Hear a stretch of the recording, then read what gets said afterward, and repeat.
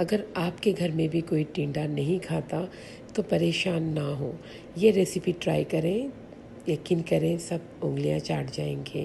تو ٹینڈے جو کہ ہمارے لیے بہت ہی فائدہ مند ہوتے ہیں، اگر گرمی سے آپ پریشان ہیں تو ٹینڈے کھائیں، یہ دماغ کو فرحت اور طاقت پہنچاتے ہیں، ہاتھوں اور پاؤں کی جلن کے لیے بہت مفید ہوتے ہیں۔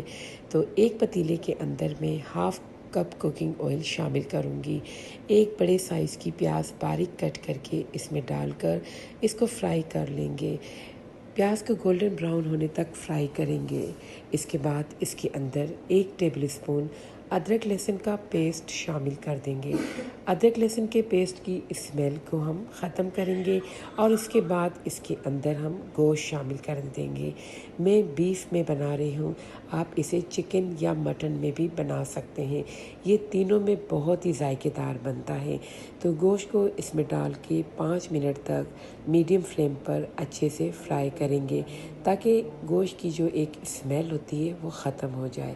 گوشت کو 5 منٹ تک اچھے سے میں نے فرائی کر لیا ہے۔ اب اس کے اندر ڈرائی مسالے شامل کریں گے، 1 ٹیبل اسپون پسی ہوئی لال مرچی شامل کریں گے، 1 ٹی اسپون اس میں ہلدی شامل کریں گے، ہلدی پاؤڈر میں اس میں شامل کروں گی، اور 1 ٹی اسپون اس میں پسا ہوا دھنیا شامل کریں گے۔ تھوڑا سا اس میں پانی کا چھینٹا ڈال دیں گے تاکہ ڈرائی مسالے جو ہیں وہ جلنے نہ پائیں۔ اس کو اچھے سے فرائی کریں گے 2 منٹ تک، بس اسے اچھے سے ہم بھون لیں گے آئل کے اندر 2 منٹ تک۔ جب یہ اچھے سے بھن جائیں گے، مسالے جو ڈرائی ہیں وہ اچھی طرح سے اس کے اندر مکس ہو جائیں گے، تو ہم اس کے اندر 1 ٹماٹر شامل کریں گے۔ ایک بڑے سائز کا ٹماٹر میں نے باریک کٹ کر لیا ہے، اگر آپ کے پاس چھوٹے ٹماٹر ہیں تو آپ 2 شامل کریں۔ بڑا ٹماٹر کٹ کر کے اس کے اندر ڈال دیں گے اور اس کو پھر سے بھون لیں گے۔ فلیم میں نے میڈیم ہی رکھی ہوئی ہے، میڈیم فلیم پہ یہ سب کام ابھی تک آپ کو کرنا ہے۔ تو اسے اچھے سے ہم بھون لیں گے، جب یہ اچھے سے بھن جائے گا تو ہم اس کے اندر پانی شامل کریں گے۔ گوشت کو ہم نے ٹماٹر ڈال کے اچھے سے بھون لیا ہے، اب اس کے اندر میں 1 گلاس پانی شامل کر دوں گی تاکہ گوشت ہمارا اچھے سے ٹینڈر ہو جائے۔ 1 گلاس پانی شامل کر کے اس کو کور کر دیں گے، لڈ سے اسے کور کریں گے اور کور کر کے فلیم کو بالکل سلو کر دیں گے۔ سلو فلیم پہ ہم اس کو پکنے کے لیے چھوڑ دیں گے۔ جب تک گوشت پک رہا ہے تب تک ہم ٹینڈے کی سبزی تیار کر لیتے ہیں۔ ٹینڈے کو ہم اچھے سے پیل کر لیں گے، اس کا چھلکا اتار لیں گے اور اس کو باریک کٹ کر لیں گے۔ آپ چاہیں تو اس کے ایک ٹینڈے کے 4 پیسز بھی کر سکتے ہیں، لیکن گھر میں اگر آپ چاہتے ہیں کہ بچے بھی اس سبزی کو شوق سے کھائیں تو آپ اس کو باریک کٹ کریں، یقین کریں بچے بھی اس کو بہت مزے سے کھائیں گے۔ باریک کر کے اس کو میں کٹ کر لوں گی، اور یہ سبزی ہماری اچھی طرح سے جب ریڈی ہو جائے گی تو ہم گوشت جو ہم نے رکھا تھا چولہے کے اوپر اس کو چیک کریں گے۔ گوشت دیکھیں آپ بالکل اچھی طرح سے ہمارا تیار ہو چکا ہے اور ٹینڈر بھی ہو چکا ہے۔ اس میں تھوڑا سا پانی موجود ہے جو ہم اس کی بھنائی کریں گے، اور اس میں نمک بھی شامل کریں گے۔ 1 ٹی اسپون میں اس میں نمک شامل کروں گی، آپ اپنے ٹیسٹ کے مطابق نمک شامل کر سکتے ہیں، اور اگر گوشت آپ کا گلا نہیں ہے تو آپ اس میں مزید پانی شامل کر کے تھوڑی دیر کے لیے اسے اور پکا سکتے ہیں۔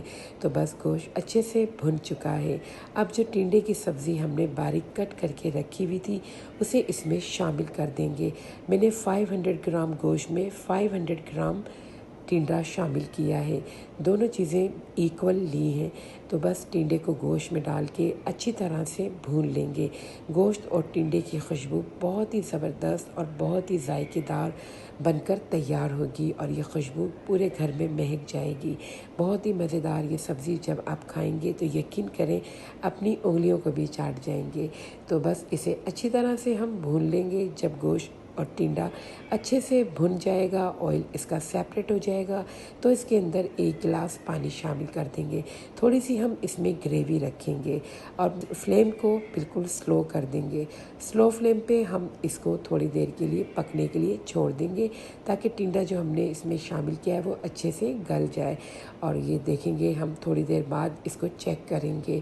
تھوڑی دیر کے بعد جب میں نے اس کو کھولا ہے تو کھانا ہمارا بہت اچھے سے ریڈی ہو چکا ہے۔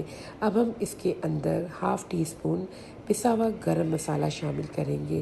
گرم مسالہ شامل کرنے سے گوشت کے اندر ٹنڈے کا ذائقہ بہت لاجواب ہو جاتا ہے۔ یہ گرم مسالہ اس میں شامل کر کے 2 منٹ کے لیے مزید اسے کوک کر لیں گے، کیونکہ گرم مسالہ اس میں شامل کر کے تھوڑی دیر مزید پکانا ہے ہمیں۔ کھانا ہمارا ریڈی ہو چکا ہے، اسٹوو کو ہم آف کر دیں گے اور آف کرنے کے بعد اسے گارنش کریں گے ہری مرچ اور ہرے دھنیے سے۔ چولہے کو میں نے بند کر دیا ہے، اس میں ہری مرچیں شامل کر دیے اور اس کے اوپر دھنیا گارنش کر دیا۔